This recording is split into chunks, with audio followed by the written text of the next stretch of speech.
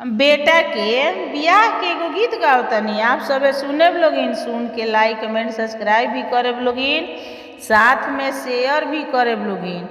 दुआरा पर लिहले रमेश पापा खाड़ हे आंगना रो मन दुल्हा कोइले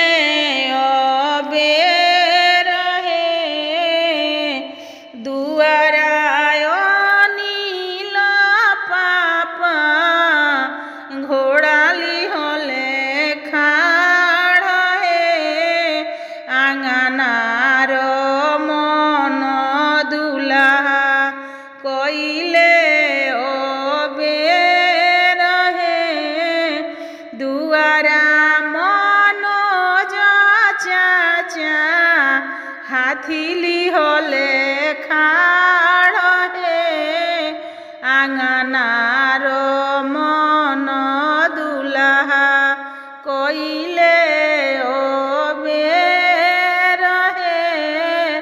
कोई से में आई पापा जी भइले ओ बेर हे चुमते परी छते आमा कोइली बेर हे।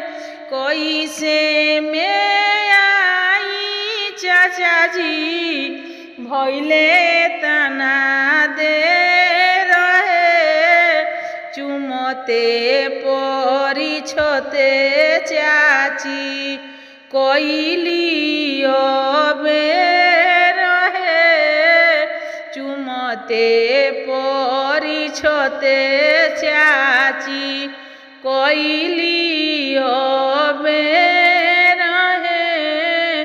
कोई से में आई बड़का पापा भइले बेर हे चुमते परी छते बड़की मम्मी कोइली तना दे रहे चुमते परी छते बड़की मम्मी कोइली तना दे रहे।